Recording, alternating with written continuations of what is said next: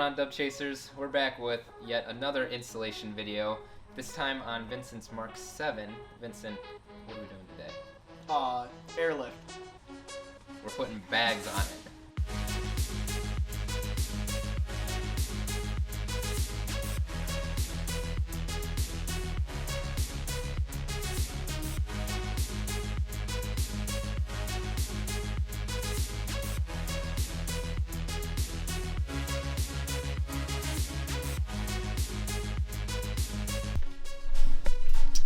So here's all of the parts.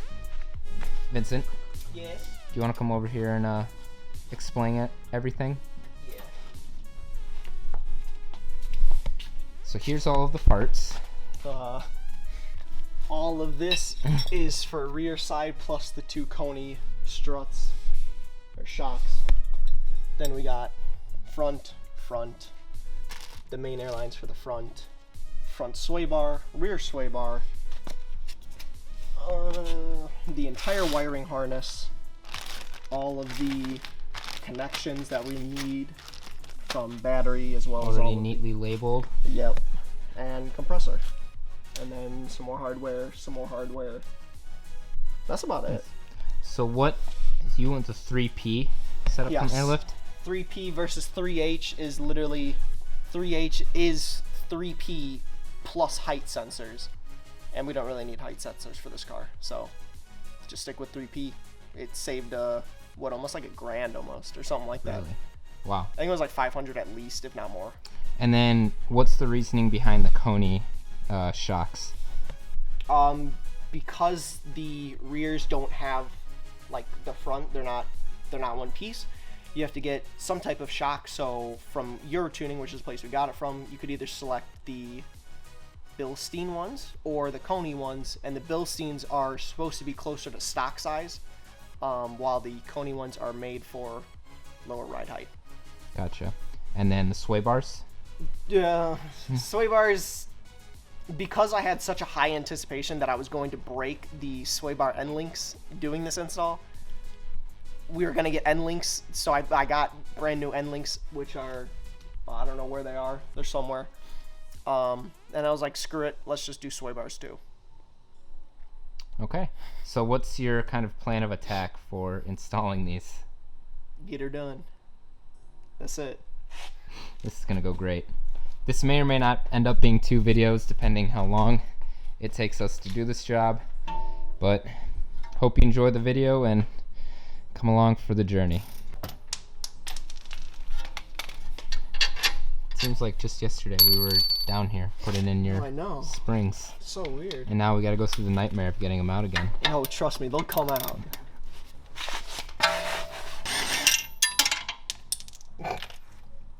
See how nice it comes off? What's wrong with your car? My car has some issues, okay?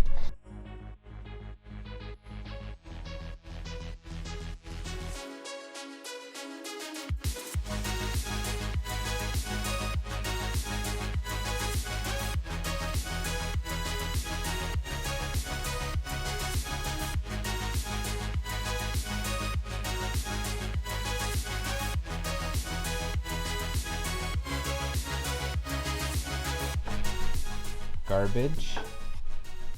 Not garbage. Big time garbage.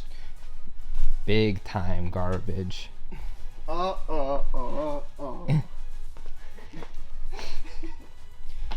removing struts, fairly simple. Just a little bit of effort. But we already covered that when we put lowering springs on this car, so we don't need to worry about that. Spread it and pull. Spread it and pull. So now, next step. I'm trying to think of the best way to go about this, because we also have to include doing the sway bar. So do we have to put them in and then do sway That's bar, what you I'm think? thinking. We'll put them in and then do sway bars. Okay. Ooh.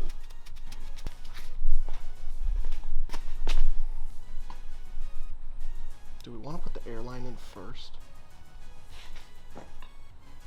Do you think the airline wouldn't be accessible if we put it in now? Putting in airline now? Yeah. Okay.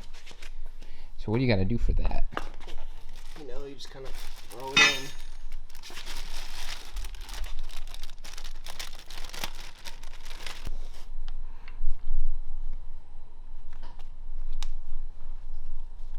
We will start with a very nice coarse thread.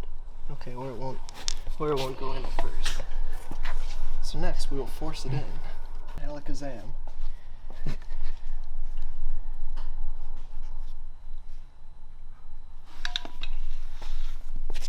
Now we're gonna need it tight.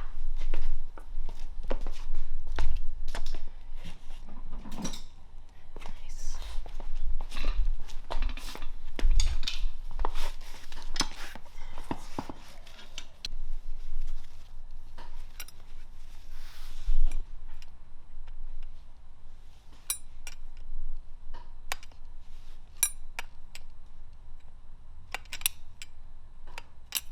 What the?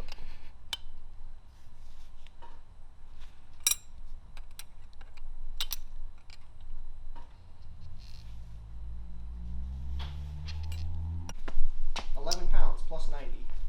Driver's side, front, strut, and bag is in. Basically exactly how we did it when we took this all out for lowering springs, which is why we aren't really showing it too much. It's pretty easy, straightforward. Just unpinch it, undo the top hat bolts, and then kind of just yank it out. Having a jack is very nice Yes. to help push it back into place. No, it's like it's close to impossible to actually get it going if you're doing this solo without a separate jack. And then Airlift sent this very nice colored book on how to install everything, and it includes torque specs, Yes, very nice. which from is Airlift. very nice. So we're going to torque it I down. wonder if AccuAir would have included text. I wonder if AccuAir would have included torque specs. Well, AccuAir just did management. Oh, that's true. Huh. So maybe not. No, wait, no, that wouldn't make. Okay. Okay, driver side fully in, torqued up. Went ahead and put the line in beforehand just because we thought it would probably be easier. I mean, Vince, looking at it now, kind of looks. Yeah, it really doesn't matter, but I thought at the time it would be easier. Yeah. So. But now we're on to the passenger side. You're. Oh, now wait a minute. This one's a lot more open already. Oh, boy. With juice. The heck? The perks of having. Are you done? Yes. Oh, sorry. The perks of having a friend who has a lift. It makes getting under the car very easily. So much easier. Alright, so we just got both of the fronts out now. You can see why in the update video we don't really recommend doing lowering springs anymore. This thing is absolutely shattered. Yeah, it looks pretty bad. Like, this one's still intact, still doing its purpose, and then this strut is just in pieces. Yeah, this metal's even like bent. Yeah, that's from. This would be like the most bottom part. So this would be touching the blue. Yeah. And so the amount of times it would like shift around when it's when they're not Line constantly up. being connected would be you'd scoot it around the place and then, you know. Yeah. That's so bad. Passenger front bag and strut is in. Pretty easy-ish process. Same thing as driver's side, except we dislocated or disconnected the axle I just did so that on we both can. sides, so. Yeah, same Yeah. thing as driver. Shit. So we got the car back up in the air. That's been in the air technically. Well, not from the last clip. Ah. And now we got to remove the subframe so we can get the front sway bar out. You're. Dang, you're in like really good lighting right now, so this looks like really professional.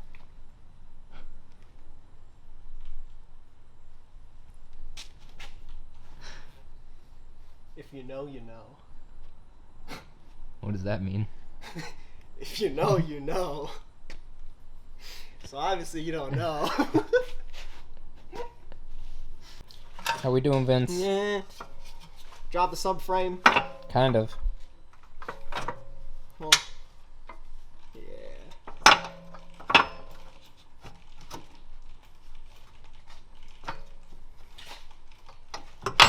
Ow. Got it. Got one size. Ow.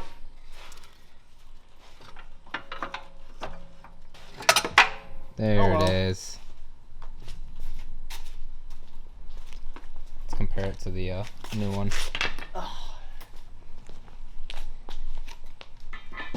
Oh my god, the new one I can already tell is so much heavier.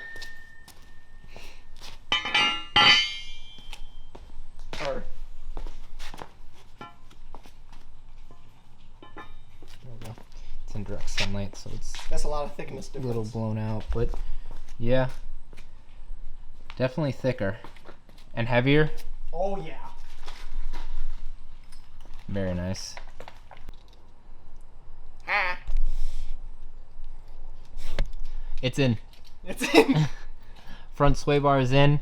Not too hard. Just gotta semi drop the front subframe. Really helps when you're on a lift and if you have a transmission jack. Yes. Or Well, jack? I mean, honestly, not really. I mean, this thing's loose. Oh. You don't really need one. But yeah, that's in. So front as of right now is taken care of. Just about. Lines that'll be run at a later time. So once you got all this put back together, moving on to the rear. Yeah. Yeah, and then we'll do lines at the end, like Yeah. once we get all that installed. Mm-hmm. But yeah, Sweet. we're looking pretty good. Can't wait to see how this thing drives. I'll kick your ass, steering rack. Okay. Yeah, so before this bolt wasn't actually like coming straight down, so it was like stuck over here. So it was getting stuck on the lip. Just took the screwdriver as I'm pushing down on the top of the head bolt. Just push the screwdriver, try to wiggle it. Nice. Now we get this puppy in. All right, so everything is mostly tightened back up. We're just gonna get torque specs now, and then next step will be, well, yes, end links, and then also tightening or actually putting in the bolts for the axles, and then the front should theoretically be all good, and then we can go ahead and move on to the rear. So Vincent is right now Checking torque specs for the subframe. Yep, torque specs for the subframe. So we will check back in once all this is tightened back up. Wee-oo. You okay? No. So everything is tightened back up, and now we're gonna go ahead and move on to the end links. And Vincent, what do we have for end links? White line. White line. I don't know if they had a specific name. No, white line for Mk7 GTI. Extremely adjustable, like concerningly adjustable.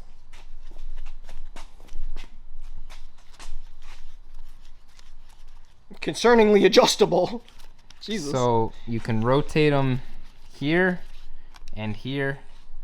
Yeah, like so you can really make, both. Yeah. but because we are low, Did they come with any instructions? yes, somewhere. I'll have to go find it. But so for simple example, be like that. This one actually went to like here. So then we'll have to move the nut down and tighten that.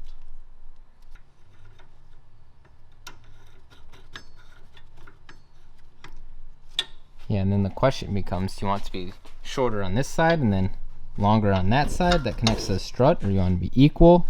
I'd like them to be as short as possible. It's in? Yeah. Well, not like tightened or anything. Well, yeah, but in simple, that's it. nice. The car's done. Yeah? So we got end links installed.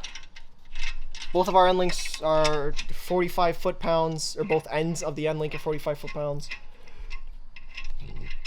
The sway bar's in. Sway bar will say 45, give or take. The main guy is in. So front is basically done. Yeah. We're just gonna have to run the lines. Yeah, that'll be it later. And then run the wiring harness to the front. Yeah. That's it. So now I can go into the rear. Sunset really does not make for a good lighting right here, but it's nice out there. Okay.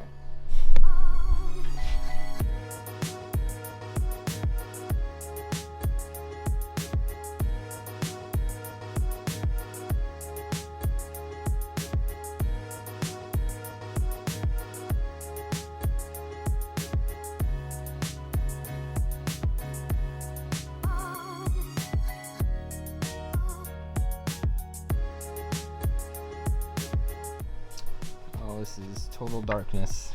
You can get the other floodlight. Nah, this is better. All right. Why are you being difficult? So got the bolts out. Yep. Well, except for that guy. Ow. Charlie bit my finger. Oh, never mind. Oh, God.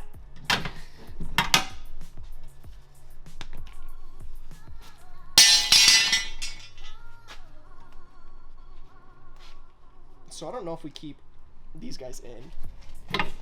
Oh, hello. Oh. Gotta look at the manual. Yep.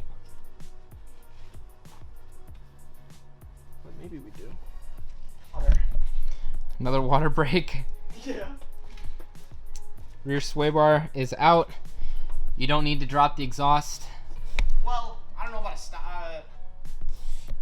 If you have a stock catback, I don't think you. I'm not sure. Maybe not. With the X-Force, whatever this thing is called, we never did a video on it because Vincent did it on his own. But yeah, this, Vincent was able to squeeze it out. So now is it literally just putting in the, let me come over there. Yeah, for the hardware kit, they only gave me new bushing, so I'm guessing we reused the metal thingies. So then all of that stuff. That's only for the bags. Sway bars will hold. This is the sway bar. I know. I'm saying like for the rear in general. That stuff obviously. That stuff, and then that we do have to take the shocks out. Yes, but we have to keep.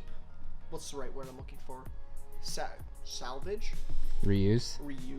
The little top guys. The two bolts that mount in. Yeah. That whole top housing. We had to use. I think we had to reuse mine too. Yeah. Okay. Yep. So, okay. So get the old shocks out, and then we can start putting all the new stuff in. Yeah. Looking pretty good.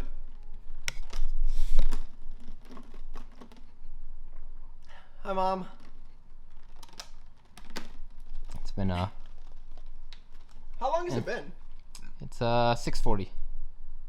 So like only 6-ish hours we're at right now? 6-ish, and we took like an hour lunch break. Not to mention the time we took to eat lunch. Yeah. Not bad. Not bad at all. Not bad. All right.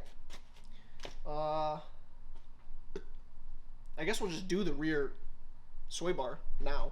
Yeah. I'm gonna go ahead and do that now.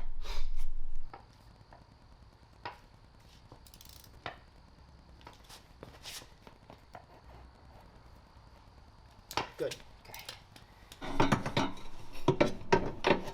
Oh yeah, that's it. That's the money maker.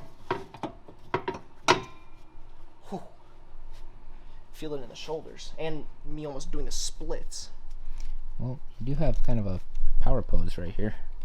Yes. Okay, so because I don't want to tighten those too tight, we're gonna preemptively Loctite them. If I can find it. And what's the reasoning for that? Because they don't really get tightened. Like, they obviously do get tightened, but very, very lightly. And I can't find it. There it is. So use a little bit of thread locker.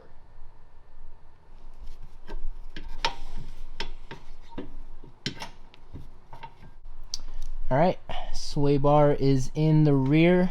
Everything torqued down, ready to go. Now I believe if we go check in with the mechanic. Hi. next up, installing the rear bags. rear bags. Do you want to do shocks first, or? Oh, maybe we should remove the shocks first. Yeah, be a good idea. Yeah. Yeah, these shocks don't look too good. Come on, buddy. Come on. And then go over another bump. Come on, buddy. You can do it. Look how far it has to go up. Oh my god. Oh, then it's once you actually do it, it kind of does get pressurized. Okay. Get you off. So let's hope this boot just flies off. Oh boy. Or this top cover. Because if this one doesn't come off, this might be an issue.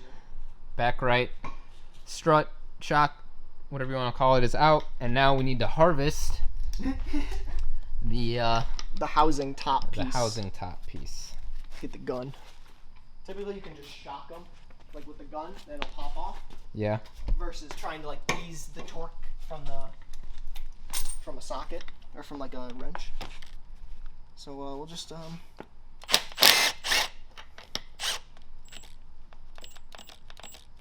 What, are you dead? Oh, it doesn't like me right now.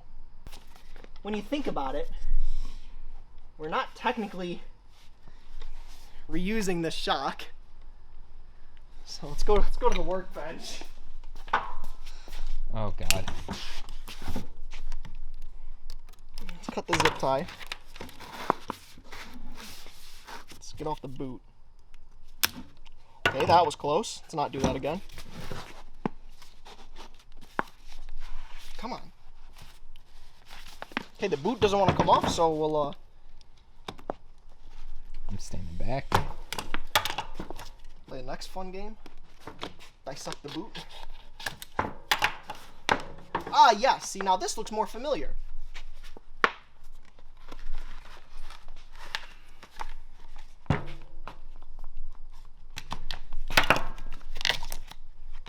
Okay. Oh. So, this looks something that we can work with. No, you decided to clamp down on it. Well, it's going in the garbage either way at this point. Ta-da! Okay, now this is gonna be hard. Oh my god. Wasn't that bad. Alright, so we got the rear struts, shocks all set up and ready to go in. We actually referenced our video from the Mark 6 we did about a year ago when we put on these Coney yellows on my car. But Matthew from a year ago didn't do a good job of really explaining how, because these are adjustable. So basically what you have to do is you have to push these rear ones in all the way and then rotate them clockwise or counterclockwise. But they're extremely difficult to do that, so definitely recommend having two people to kind of help you, because we basically just shoved it into a table and then turned it. And then also, if you can not destroy your boot like Vincent did, because he wasn't patient enough. Yep. Yeah. But other than that, pretty easy. Now we're just going to throw that one in and then move on to the driver's side. Change of plans. We are going to do the bags first, because even though the instructions did it strut in first, then bags, we're going to do bags first because we think strut might get in the way when we're trying to fit it in. So Vince is now going to assemble the bags.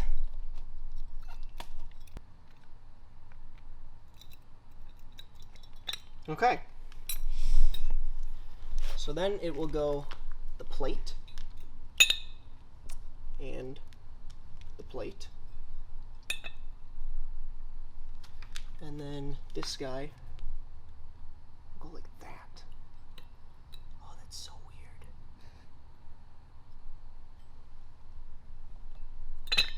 This guy actually needs a turn. This is very difficult to line up.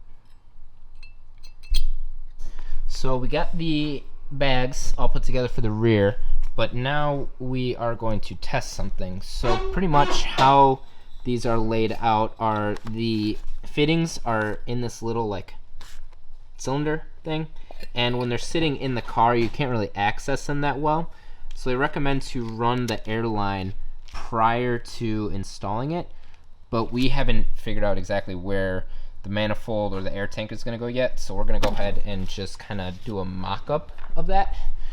So bring this in the back. I mean, what if we put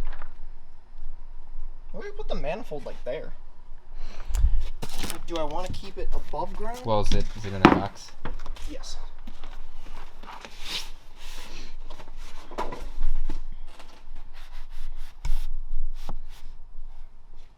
Something like that?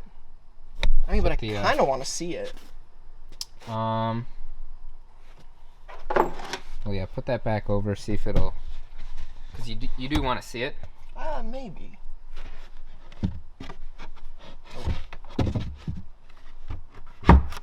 Oh, yeah, I mean, that'll cover. Yeah.